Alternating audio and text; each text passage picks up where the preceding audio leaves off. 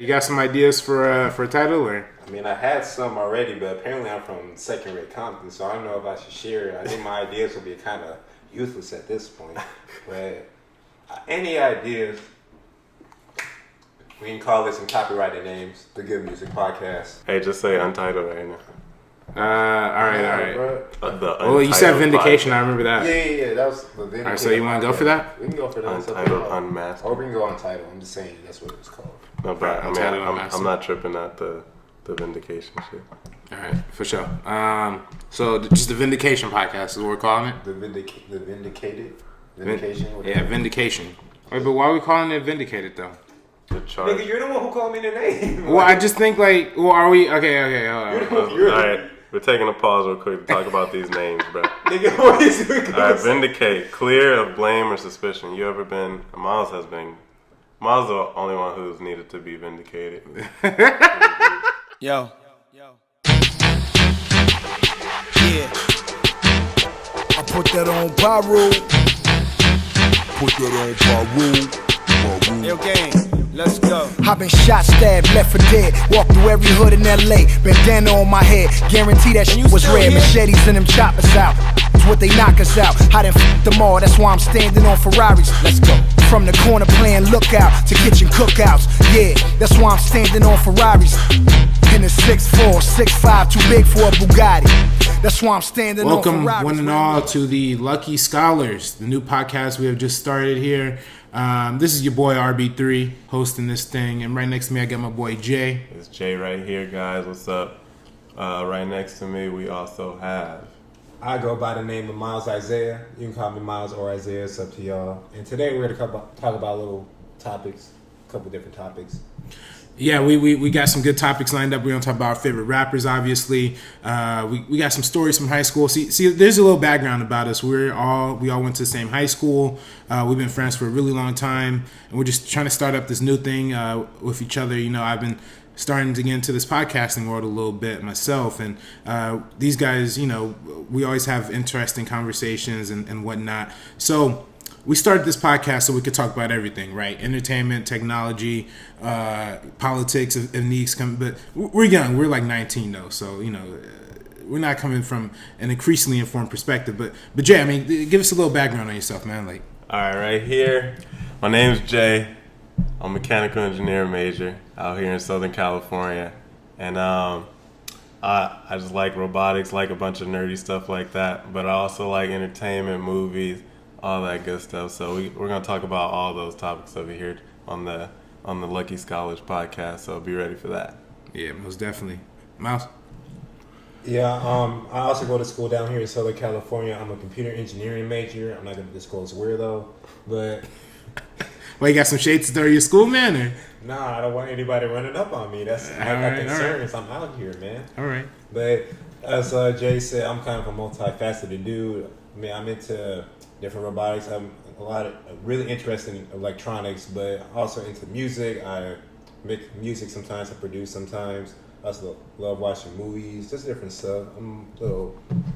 What kind of music you make? Kind of music. I produce rap instrumentals. Sometimes I rap over them. Haven't done a little recent times, but I'm trying to get back into it.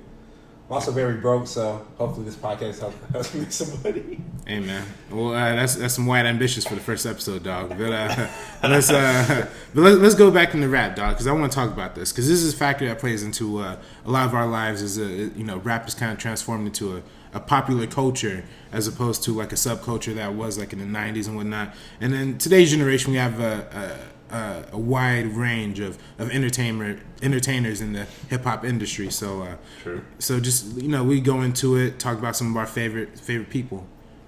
Jay, who do you got? I know what you're gonna say, but this is obvious. Anybody who knows me knows. Number 1, top 5, top 2, Drake. Of course. Man. Aubrey Graham, bro. You're actually wearing an OVO shirt right now. I'm wearing an OVO shirt right now. I'm pretty disgusted right now if we be Hey, there's a reason this man has millions of followers. There's a reason. Nothing went diamond. I'm just gonna say that. Nelly went diamond, bro. We don't care about Nelly right now. Hey, We're talking about Drizzy Drake. How How about you, RB3? Well, listen, I'm wearing my St. Pablo hat here. You know, I'm a big Kanye fan, but I'm gonna save that for somebody else here at the panel. But for me, I gotta say Kendrick Lamar is this generation's big guy. We're only talking this generation for now, but we get into all time a little bit later. But yeah, Kendrick for me, man. I mean, I'm a big Kendrick Lamar fan. I got a couple of T-shirts, you know, of his. I own all of his records. But do you make it look sexy? Yeah, exactly. And actually, I just finished. I had a hip hop music and culture class and wrote an entire paper on Kendrick Lamar's "To Pimp a Butterfly." You know, just the first track, Wesley's Theory. Incredible. He's an incredible lyricist. He got the vocal presentation that's unseen like anything else. The flow, the rhythm, the instrumentals bring back the jazz rap kind of deal. So I'm a big Kendrick Lamar fan, obviously. And Miles, what about you, man? Well, I'm also a very big Kendrick fan. I'm trying to get tickets to his tour right now. But since you've already discussed Kendrick, my second favorite artist of this generation has to be, without a doubt, Travis Scott. Oh, really? I thought you were going with Kanye. Kanye doesn't. I don't count Kanye this generation though. He's so out here, but he's like my all-time favorite, probably, or one of my all-time favorites. All-time. Maybe not top one, but top five at least. All right, we're gonna get into that too. Travis Scott is my favorite of this new generation, just because he reminds me of a young Kanye in the sense that he takes an already existing genre of hip hop, at least, and he expands upon it. Just how Kanye took inspiration from Jay-Z and his style rapping and made the College Dropout with the soulful production. Travis Scott took that from the current Atlanta trap music scene. That's elevated to the most popular form of hip hop out there right now and expanded upon the production. If you hear his debut studio album, Rodeo, you can't hear a trap album with elements such as electronica, rock, what else? It even has some soul sampling in that too, to an extent. Just the production he brings, just I'm figuring out how to word it. It's just the way an experience, sort of say, with the music he creates. It's just interesting, and his influence, you can see it. You can see in the last Migos album. Migos was not going to make an album. You can see the influence in there in tracks like What the Price or Kelly Price, which has Travis Scott on it. There's all the melodic elements seen in previous Travis Scott projects. He just has this influence. And yeah, I sound like a stan right now, but yeah, no, I get you, man. No, I think definitely, you know, he brings a lot of elements from the South, like you were talking about before. You know, trap music coming out of the South a lot with what Tip was doing, but you know, some will argue trap coming out of New York too in the '90s. But either way you want to shake it, I think Travis Scott's probably the top tier when it comes to trap music right now in hip hop. If you're not a big hip hop follower, basically what trap music is a subgenre of hip hop that we kind of associate with the idea of less focus on vocals and lyrics and more of a focus on production and the experience, as Miles was referring to. But Jay, you know, I mean, you know, we're not gonna move past this Drake thing so quick, man. Like, let's talk about this for a second. We could go into Drake some more. Obviously, you listen to Drake, you could find a great Drake song in almost any category of music. Like Miles, you were saying, Travis Scott, he brings these rock influences. That's something Lil Uzi's trying to do with these other new wave artists, but brings all these crazy influence, all the electronic influence. We talk about Drake, bro. Drake brings in every facet of me. You can find a song, R&B Drake, rap Drake, British Drake. People might say that it's the culture vulture and stuff. Yeah. He's not. I'm not saying that he's technically influencing these genres. I'm just saying if you like any of these type of music, you'll find a Drake song that you'll like in any category. That was quite the bold statement you made, though. You said every category of music. Okay. Almost every category. You mean just rap? I'm just saying, man. No, I don't mean just Well, rap. let's disclose this first off. Let's just say this first. Me and Miles are not Drake fans. Okay? It's not that I'm not a Drake fan. I just think Drake has been kind of overrated in the past few years. My favorite Drake album is definitely Take Care, followed by If You're Reading This Is Too Late. No, I mean, the only Drake album I've hated, well, there's only really two. It's Views. I do not like Views. And What a Time to Be Alive. But that's technically a mixtape, even though he sold that for $12.99 like every other album. But that's a different story. Yeah, But, yeah. Oh, well, go on RB3. Don't let me go. No. Yeah, I mean, I agree. I was just gonna say. I mean, when you look at Drake's music, I mean, I'm not his biggest fan, but he does have a solid collection of records, right? Of course. My problem with Drake comes more with we're kind of talking about the idea of using these influences that you're talking about from British grime culture or pop music or whatever, reggae. My thing is, I like that he's doing that, but I want to see he's adding a very Americanized taste to it, right? Like it's very cookie cutter to me, at least. It's very sugar coated. Like you're saying, like it's whitewashy thing. It's kind of whitewashy, but you know, so that's for me. I appreciate what he's doing for bringing these new sounds to the rap culture right now. But I kind of want to see him veer outside and just do what he brought to something like Take Care or So Far Gone or something along those lines. You know what I'm saying? Yeah, I mean, I see what you're saying, but I don't think he should or would make a track that seems like he's actually from that place. Like he's not gonna make a track that like, yo, I'm really from Trinidad, like, cause he's not really from Trinidad or whatever. So it's gonna be like, it's gonna have, if he makes a dancehall track, it's gonna have some influence from all the other places he represents, Canada, U.S. But we gotta talk about this Ghost Rain thing too, man. I mean, come on. Well, Here we before we go. get into that, just on the topic of Drake, quote unquote, whitewashing these foreign, these types of tracks from other countries, but I feel this is the result of his two different sides of Drake. The Drake, the side of Drake that is. Stop for a second. Yeah, just go back to what you're saying. You want me to restart? Yeah. All right. So before we get onto that, I just want to touch upon the idea of Drake whitewashing these tracks stemming from origins of different countries. But I feel this new Drake, so to say, or so to speak, is a result of two different parts of Drake's current status. A Drake that is running out of ideas to an extent, and a Drake that is. I feel like Drake isn't trying to be the best rapper anymore. What I think he's trying to do at this point is he's trying to change the American pop scene. So you think he's getting bigger than rap? That's what you're saying. He's been bigger than rap for a couple of years now. The dude has sold like 4 times platinum. But we look at Kendrick though. I mean, Kendrick just came out. Kendrick's doing good too, but there's always like an exception. Kendrick's doing phenomenal right now. You sold more than more than More Life on the opening weekend. But More Life wasn't Views though. Views was touted as like his magnum opus, which is part of the reason why I think that album is trash, because it's very disappointing. A little bad on my part, but anyway, as I was saying, I think Drake isn't thinking about taking over the rap game, because he's kind of already did in terms of popularity. He's trying to go for the pop scene now, for all the Taylor Swifts or Justin Bieber's.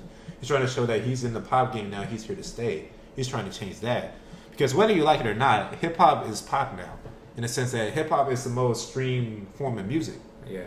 It might not be the most popular worldwide, but it is definitely the most streamed music. The only person who can compete worldwide is Adele, and even then they don't stream it. They all buy physical sales. Well, part of her thing too is that her last album was even on Apple Music, right? I mean, but you know, we could look into the whole rap becoming pop culture thing and how that influenced where the status of rap is now. But you know, I still think Drake is he's still a competitive MC though. That's what I'm saying. Like he actively goes after other rappers, other entertainers.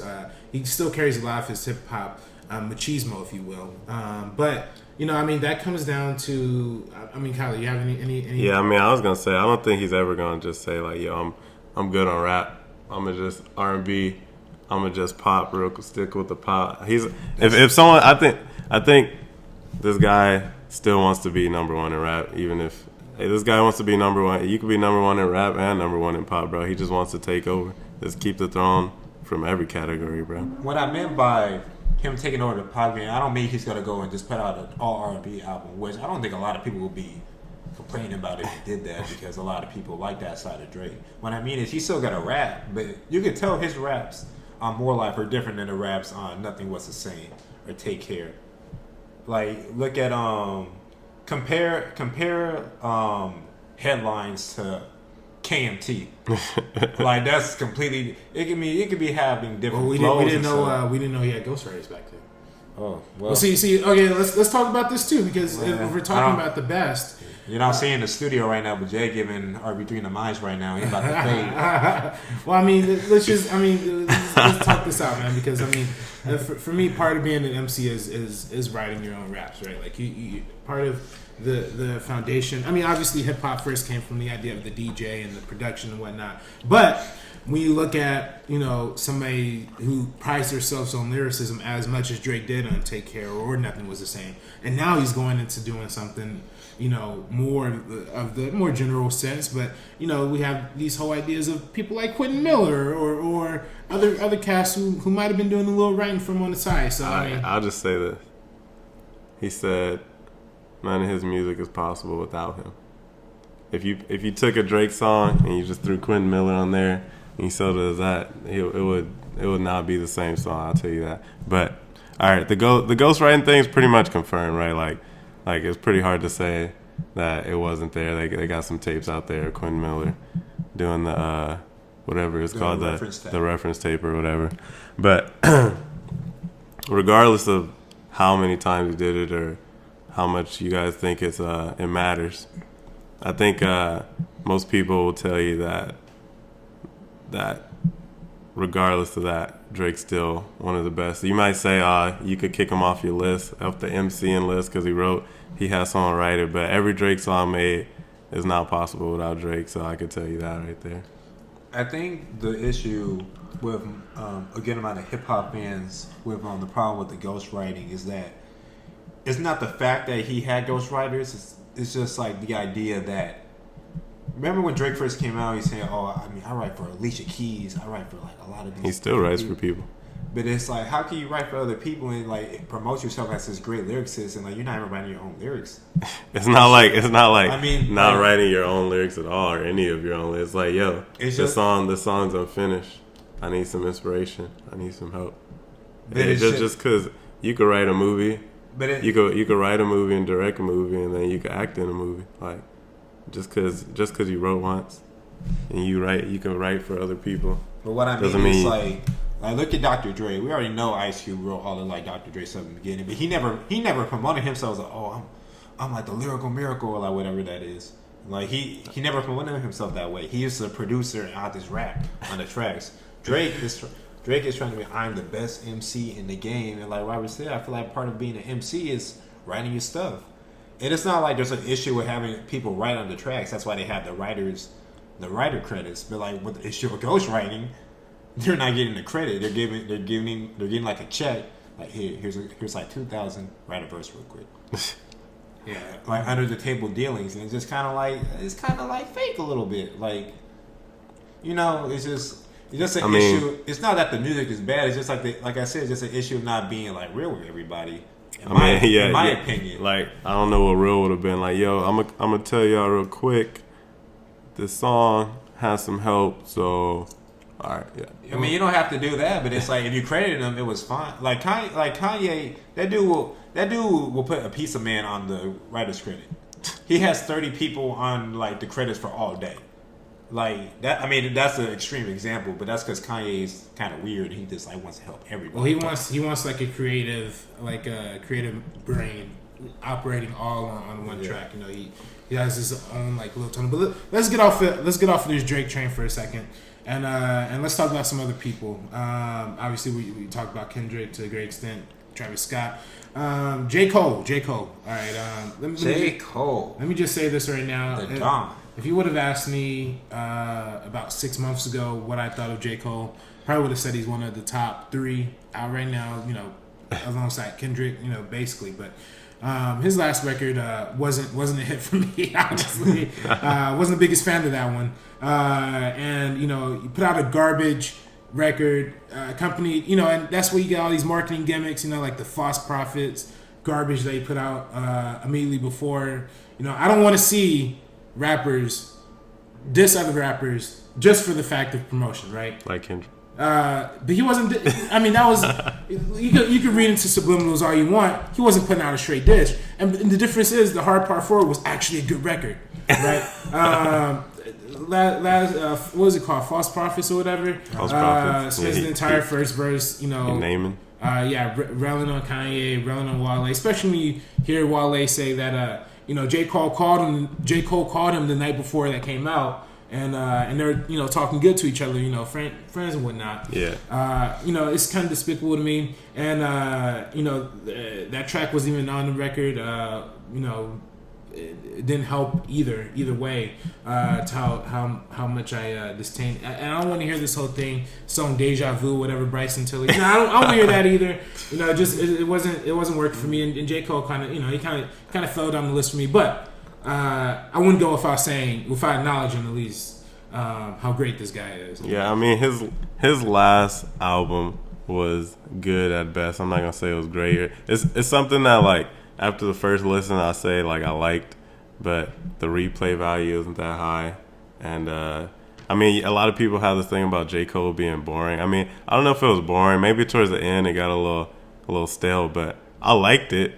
But it's just not something I want to go back to that often. That's folding clothes is kind of boring. I'm just gonna say that. I don't need to hear a song where J. Cole's talking about folding clothes or with his girlfriend or whatever, man. I don't need to hear that. But. What? That's Neighbors was good. I like that track Neighbors on there. That was a good track. Yeah. Well, speaking on his last album, yeah, I wasn't that big of a fan of it. Kind of like what Jay said. After the first listen, it was like, this is all right, it's cool. But then after that, the only two tracks I kept were Neighbors and Immortal. Neighbors, I could listen. That was to the Neighbors. only two tracks I kept. And like it was all right at best in my opinion, just because, on my background with J. Cole, I haven't listened to his first album in like forever. It was whatever when it first came out to me. I like Born Sinner a lot. I like that album dope. a lot. Forest Hills Drive, I think it was a little overrated, but I still have a couple of tracks on there. It's a cool album, a solid album. That's a masterpiece. Platinum, bro. Man, Platinum, no features. Man, don't bring up that meme. Okay.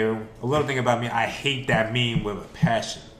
I don't care if your boy went double platinum. My son went to bed to it. Got me prepped for my finals. Anyway, that's cool. But no. I mean, for me, I think 2014 Forest Hill Drive. I think that's his magnum opus, if you will. His masterpiece. Really? For me, yes. And that's coming off of somebody who loved Born Sinner. I think.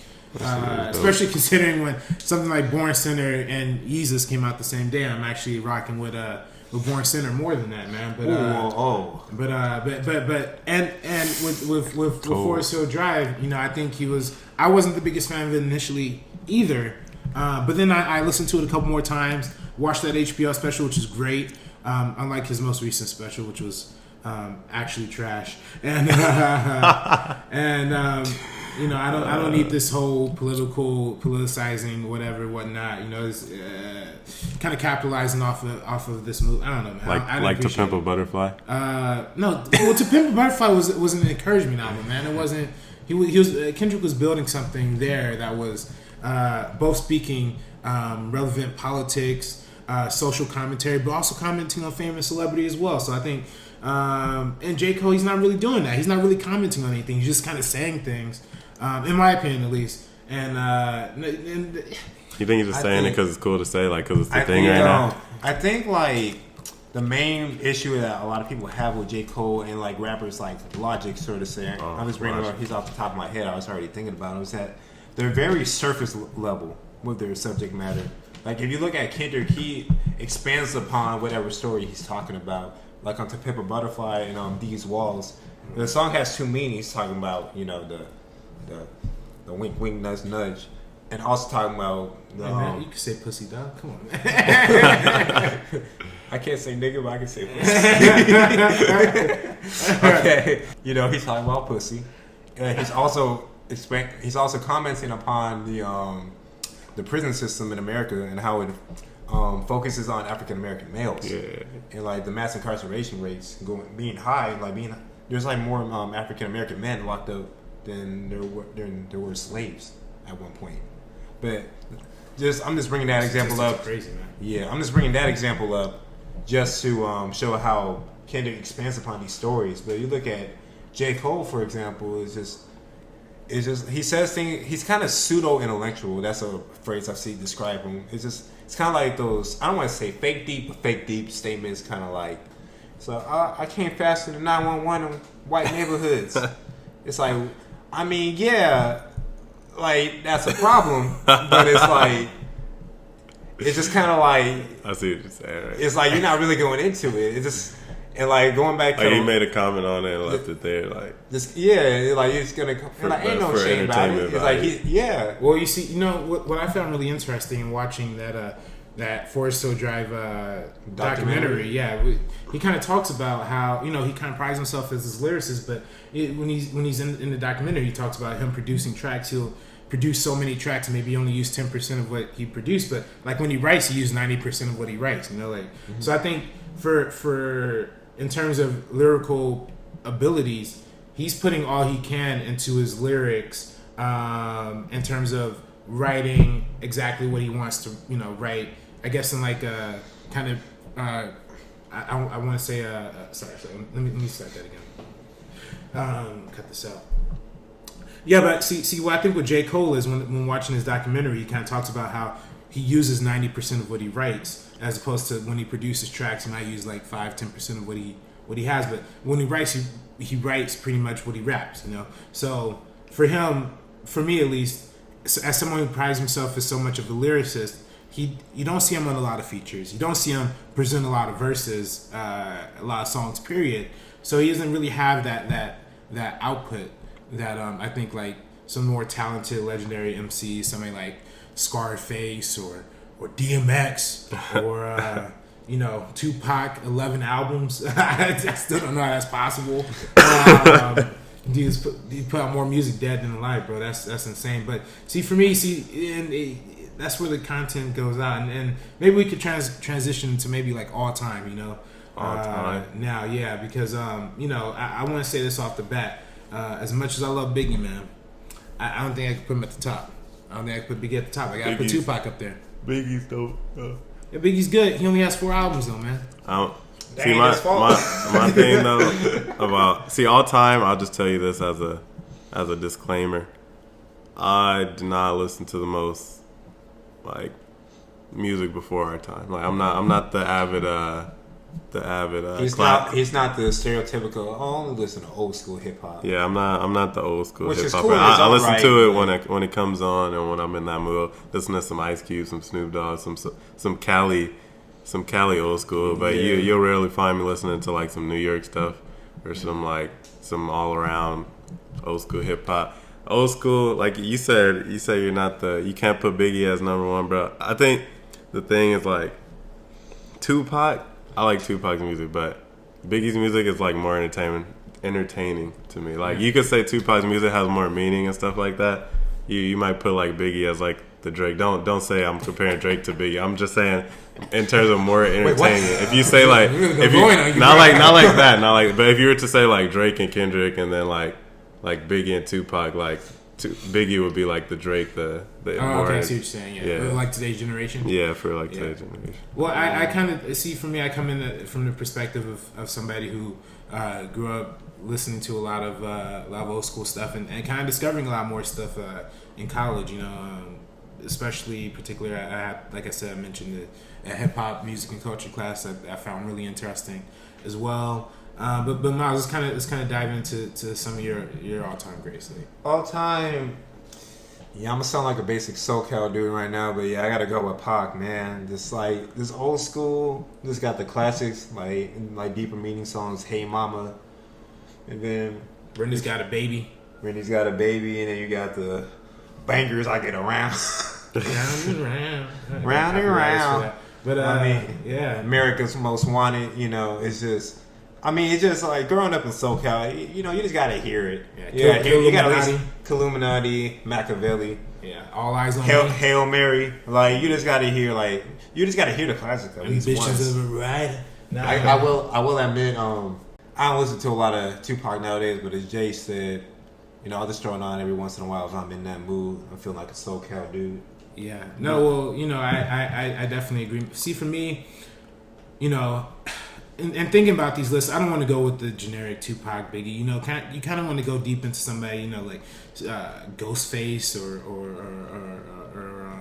or you know, some of the, you know, Big Pun or something like that. Say you know, some of these say like guys. all time number one. What name would you say?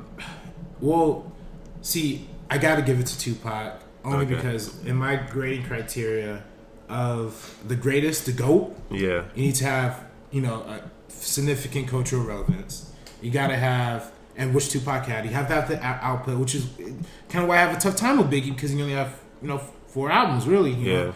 As opposed to somebody like Tupac, who's had, like I said, 11, you know, or 10, I should say. And just, you know, I kind of, you know, and you look at some of the other, you know, top guys.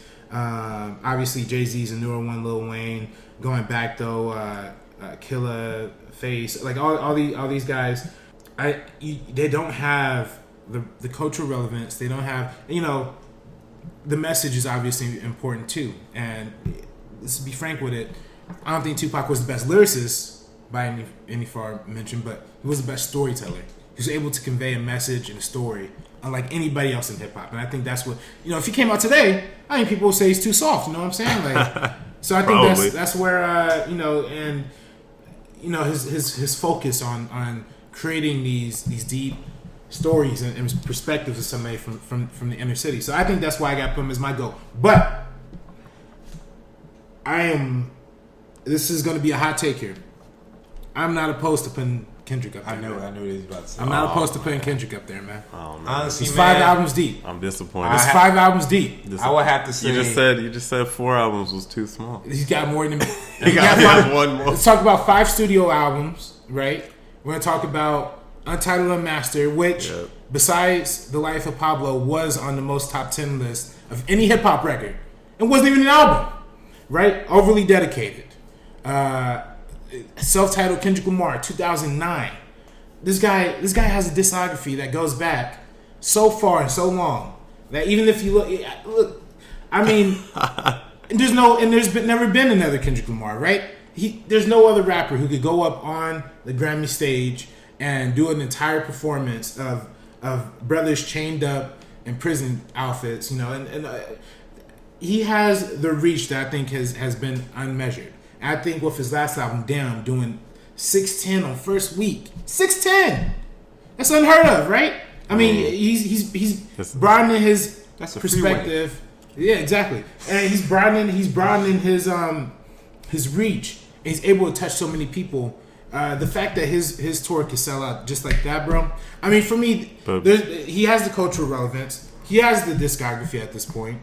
I think he's constantly putting out new great material. And I think if Damn would have came out and Damn would have sucked, this conversation wouldn't happen. I think if Damn was just alright, we still have him in the GOAT conversation. But guess what? He dropped a classic. A classic. So I think that's what we got here. I think that's the case we got. That's my case. I'm not saying he's the top right now. I'm not saying that. But I'm not opposed to hearing that argument. Let me get in. I'm gonna just say real quick. Damn's not a classic, but oh man, come on. View's already a classic. But what somebody please, how many quotables? Somebody please excuse. How many quotables is coming from Views as opposed to Damn? No. How many Instagram captions? He is right. There are some quotables from Views. I have some on my phone. Why you gotta fight with me at Cheesecake? Quote. I get green like Earth Day. What's up with Drake and cheese? Like cheesesteaks, cheesecakes? He a cheesy ass dude. That's why. Man, how many girls put Drake quotes on the gram, bro? Because they get in their feelings when they're listening to some Drake. Because they're trying to make it look sexy. That's why. Because Drake got the boy. Bro, right, hold on. My girl must work at Audemars, bro. I forgot the lyric. I forgot the lyric. So you're just saying stuff right now. I forgot the lyric, but bro, Drake. I don't know why some people just act like the Drake lyrics aren't there, bro. If you listen to a Drake song, you pick and choose the songs you want to quote. You want to quote a corny lyric, you can find a corny lyric. If you want to find some complex lyrics in a Drake song, you can find it, bro. I mean, it's a drop in quality though. He wasn't saying stuff like listen. Read the lyric to Views, like the song Views. Read the lyrics. Bro, I shouldn't have to read the lyric, bro. Well, because you don't understand the song. That's why you gotta read the lyric. Okay, before we get sidetracked, let me just put my thoughts on Kendrick in top 10. I don't think Kendrick is top 5 yet. Why not? It's just a discography thing. It's just like I kind of He has more records than But Biggie. no, Biggie's on every list. We're only on count, but I'm just gonna. But the thing is, Kendrick is in the present now, but we have to see his relevance a little further out, in my opinion. We still I hear feel like the way tracks the feel from we still hear tracks from Good Kid, Mad City on the radio. That came out 5 years ago. Bro, 5 years ago. He's not I mean, the. You he's don't not- hear any. You don't he's hear not any the Lil only Wayne artist. songs on He's not the RB only artist radio. RBG, I'm just saying, if they play Tip 3 on the radio, am I going to be like, oh, Nelly's back, Nelly that dude? No, I'm not. But let me just finish real quick. I don't think he's top 5 yet. He's definitely top 10 though, and I feel like he's right underneath the top 5. I just feel like, in my opinion, I need one more album. If he comes out with the 5th studio album, Why do you need one more album? Tell me why. because I just feel like it's just not enough. I mean, it's like weird because like the thing is, I just want to see if he can do it. Let's look Kendrick at some top 10 lists. Let's look Kendrick, at some top. Kendrick is already like he's already astonishing people because he came out with Section 80, then with Good Kid, Mad City, then back with To Pimp a Butterfly, with 3 critically acclaimed albums. Then Damn comes out, another critically acclaimed album. It's like, how is he gonna keep this up? Because people are like confused how he's gonna keep this up. If he gets a 5th one, then I think it's done. He's definitely top 5, Bro. But I just feel Listen. like I just need that because I just want it to be proved. Listen. Top 5 all time. That's what you're Yes, saying. top Top 5 all 5. time. No. Listen. Here's my stand on this.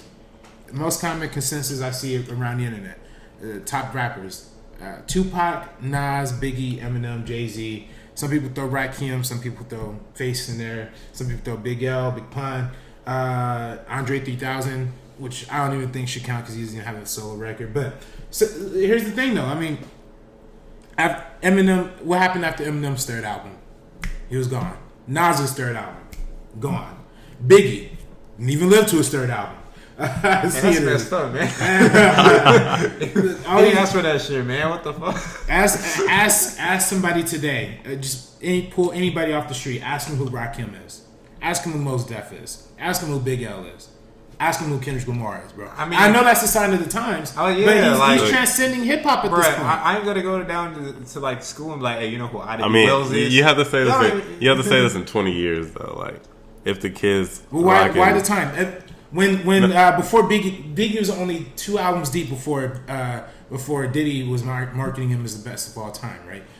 Tupac, Dre was pumping Tupac as the greatest pretty much immediately, after All Eyes on Me, right? I mean, this is Eminem. Eminem was calling himself the greatest on his first record. I don't see why the time distinction has anything to do with this, right? I mean, I could get waiting some time to see if an album lives or not, but according to these sales, according to all these records that Kendrick's breaking, I think he's clearly at least in the top 4, top 5 contentions. Any argument towards Kendrick being the greatest of all time, he's clearly transcended hip hop. He's had that cultural relevance. He's made, when a song like All Right becomes an anthem for an entire movement, the Black Lives Matter movement. You know what I'm saying? There's nothing else that's transcended hip hop to this point, other than Tupac. I don't even know if I should. All I'm going to say is, I just feel he needs one more album that I can put him in my top 5. But that's just me. All right, But I would say definitely for this current generation of rap, well, not this current generation, but like starting like late 2000s, early 2010s, he's definitely the best rapper from that generation. Yeah. XXX Tentacion. Man, you want to get slapped, bro? You want to get slapped, bro? Yo, hey, wait. Another little side note. To Pimp a Butterfly was not for me. I don't want to hear this knee slapping, hand clapping, Hey man, goofy. you don't want to hear good music now? No, I want to hear So, good music. album of the But year? I don't need I thought you was trying to I don't need some guy coming up to me talking about how To Pimp a Butterfly taught them about the black community. I'm like, yo, get out of my face. And I don't need anybody walking up to me saying "Views is a classic," even though it's like McDonald's. It's like warmed up McDonald's. No, but people are being serious. It's warmed up McDonald's. People are being serious when they come out of nowhere. They don't know anything, but they're talking about, yo, bro, I got the black experience from To Pimp a Butterfly, bro. Like these walls, bro. Okay. I know about the prison industrial complex. No. I don't like that. I don't like that either. I especially I don't like when people of other races say stuff like that. Well, I think it's good that people are getting educated from these albums. Oh, yeah, right? but That that's people not- are getting awoke. The issue there is just like it's kind of like it's not that the album isn't meant for them, sort of say, but that's not like the ideal focus. And like if they come out and say, there's a difference between like, oh, like I heard the stuff Kendrick was talking about the album, like it's real. It's like, yo, I like truly understand.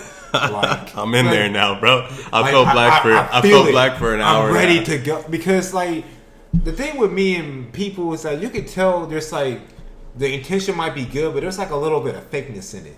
Like just I agree. just a quick story time. Just like I'm gonna cut it short. Basically, a friend of mine was saying, "Oh yeah, like Miles, Kendrick Lamar at the Pimp a Butterfly, so inspiring." And he's like this little Chinese dude, and I was like, "How?" He was like, "Huh?" I was like, "How is that inspiring to you?" Because I'm like, it's like, how do you relate to it? And then after pressuring him for 2 minutes, he's like, "All right, man, I'm gonna be real with you. I'll listen to the 5 singles that too." And I was like, "That's what I thought," because it's like I can't see how you can relate.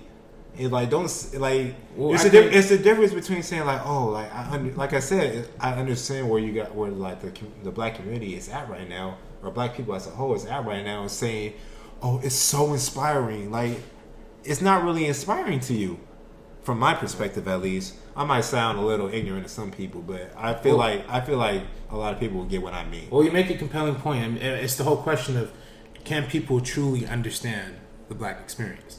But I don't think Kendrick calls for that attention because he offers just as many counter arguments as he does arguments, and not just to Ben Butterfly, but in all of his records, really. I mean, you look at a song like "The Black of Berry," where he's talking about black on black violence, or you look at something like "Damn That's So Religiously Orientated," but he has songs in there. A lot of his songs are questioning the nature of religion. So I think that's what he adds another layer of complexity. excuse me, to his music.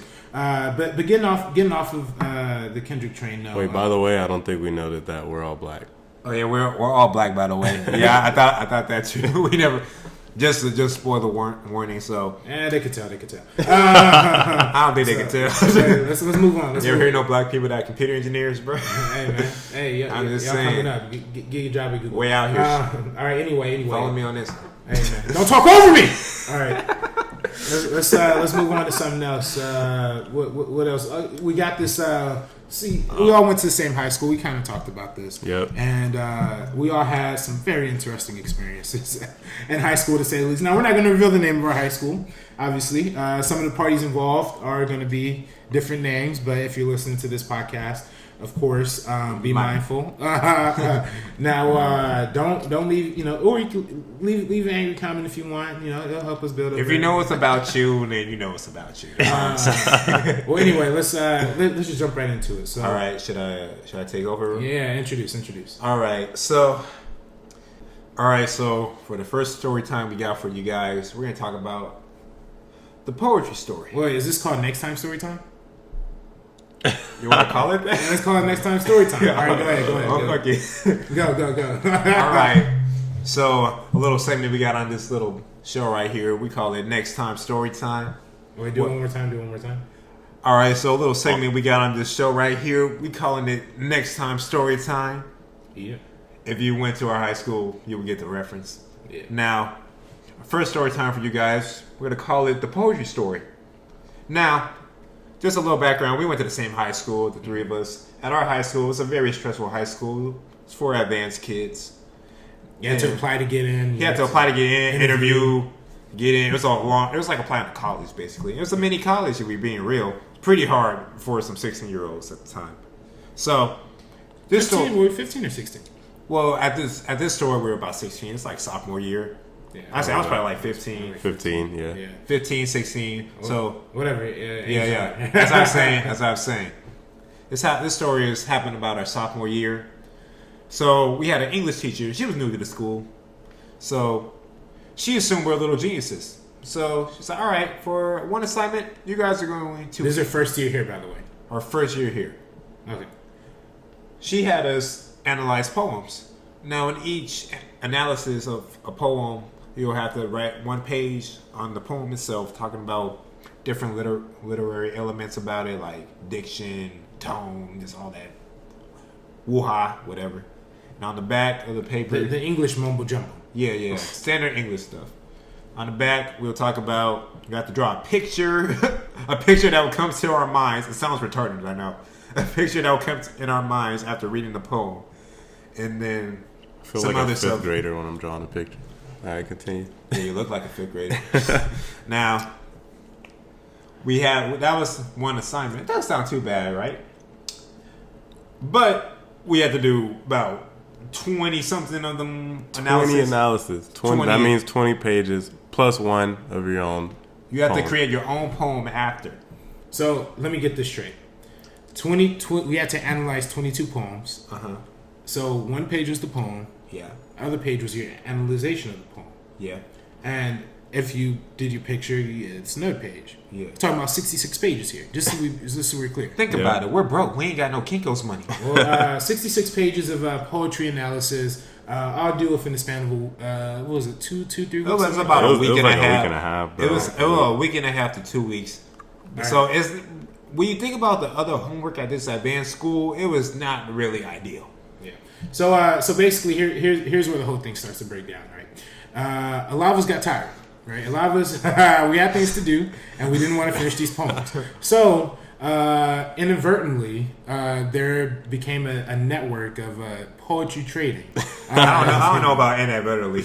I'm gonna put that out there. Well, it just happened. Okay, so eventually, one person shared another poetry, because we had to turn in. Damn it, man, it's fucked up. fuck, did it hear it? Yeah. Oh, my It's bad. okay. It's okay. Shit. I just started back from my part. My bad, dog. I was trying to do it like silent. That's okay. It's okay. I'll just start back from where I started before. All right, ready. So here's where it started to all break down. Right, everybody, we got a little tired. Let's admit it. A little. There's Little is an understatement. there's a lot of poems happening, and us high school students, we're prone to procrastination, right? So We're 15. We want to do dumb shit. I'm gonna go and do that dumb shit. I'm gonna be real. All right, man. It's good for you, dog. But so anyway, we got a little fed up. Inadvertently, there became an entire network of people who just. Black market. Yeah, it's like a black market of poetry journals, if you will, right? Poetry analysis. So people were trading poems, trading ideas. We all had to pick from like the same relative pool of poems. So a lot of people had overlap. A lot of people were handing poems to each other, poetry analysis and whatnot.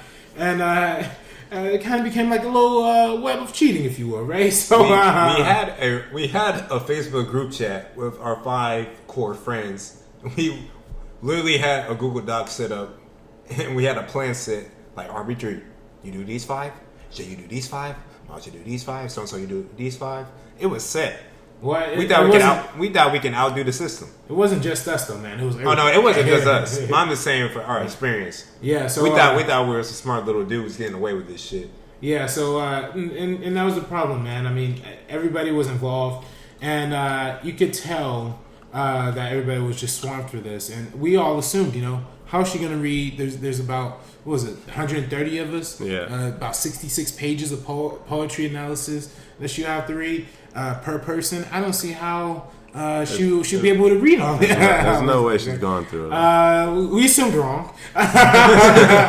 So I think actually, let me give the origins from what I understand. Right, from what I understand, there's a fellow in our class who did cheat on the poetry analysis, but not in the same way.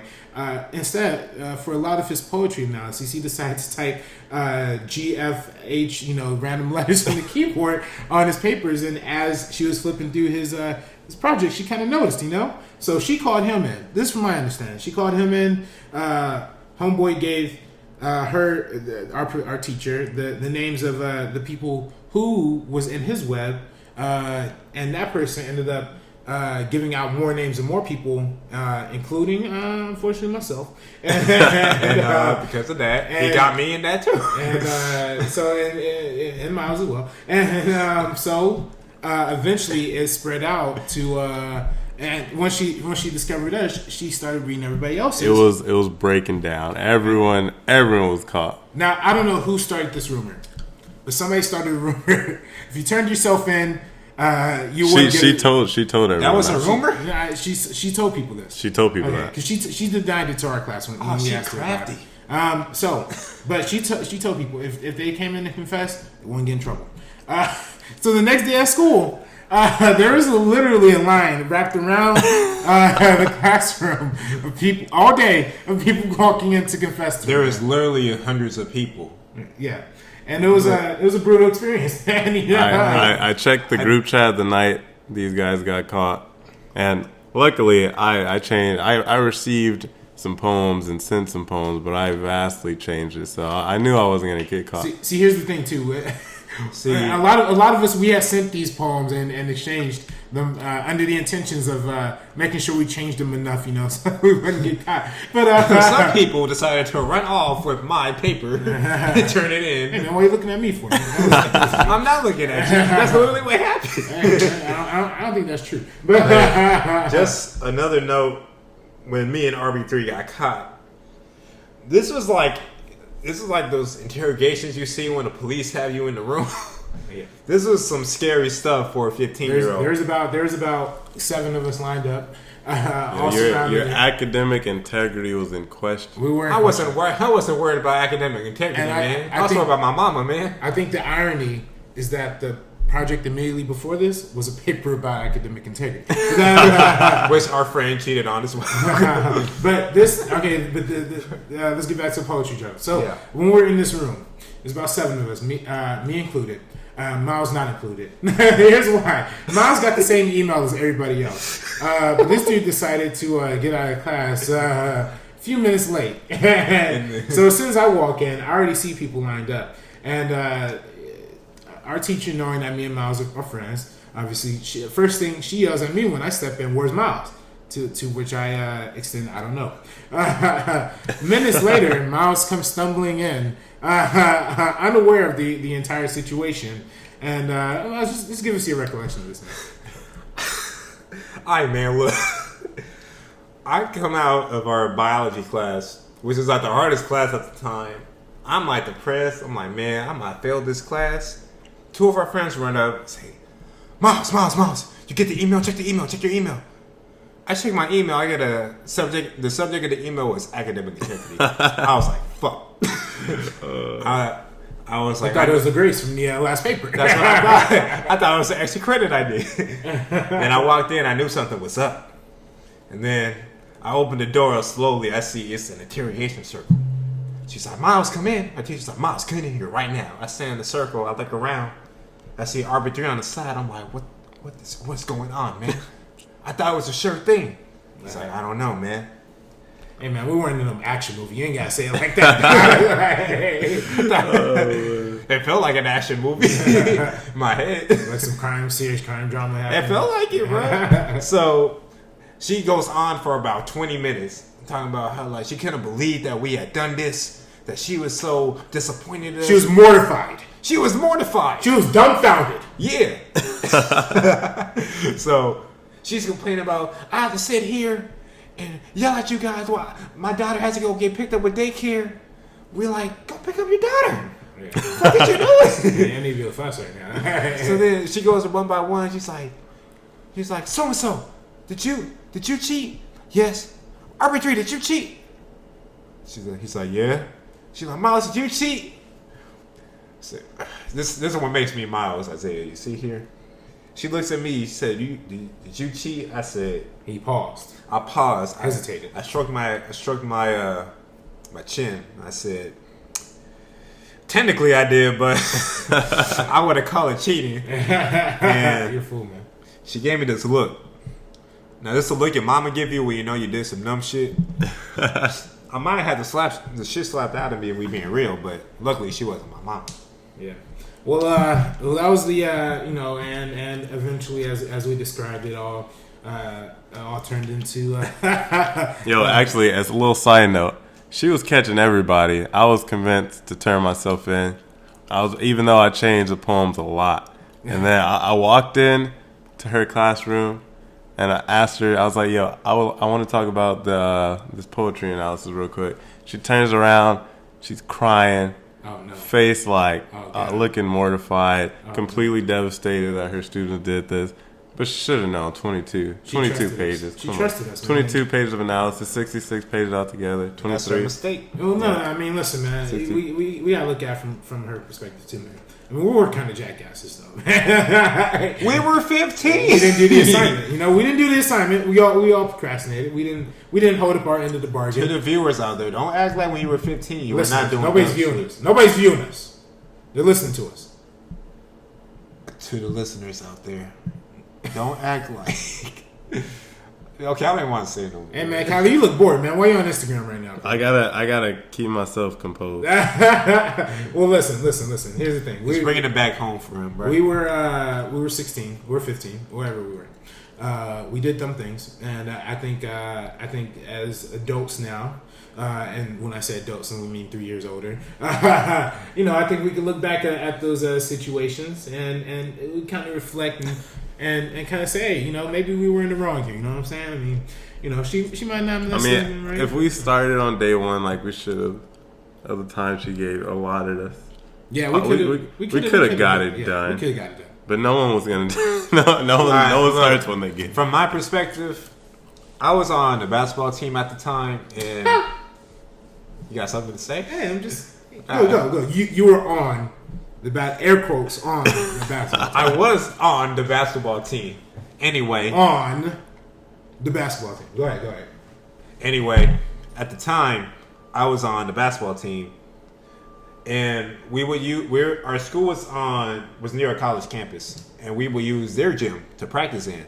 The problem with that is we would have to practice in the morning at 6:30 in the morning, and then go on till 8. And then we had class at 8:30. The issue with that is if we're already having a lot of homework at the time, and then we had to stay up past 12 o'clock, and then go to bed at 1 and say, okay, I have to wake up in 5 hours now because I have basketball practice. I mean, luckily I live down the street from the school, but okay, like for example, one of our friends, Mike, he is also from Compton. That's a little. I mean, it's not far, but you still have Who's to from wake up. Compton, man? Did I say I was from Compton? Did not say it's Thanks for giving away my identity. Southern Nigga, California. you just said like if you didn't say who that was. I'm kidding. Keep going, man. Keep going. Damn, wrap it up, man. Don't hear this shit no more. Taking a goddamn year and a half to get to your story, man. Okay, forget it. Yo, that's episode 1 of the Lucky Scholars. Thank you everybody for listening. We appreciate. This might be on video one day. Yeah, one day. I'm a film major, so I could probably put some things together. So listen, thanks for listening. Hope you had a good time. Tell your friends, tell your family. Leave a comment below if you're watching on YouTube. I don't know if you're gonna be on iTunes. We'll see about that. But anybody else got anything to say? This is RB3. Jay, Miles Isaiah. This is the Lucky Scholars. Thank you. we out.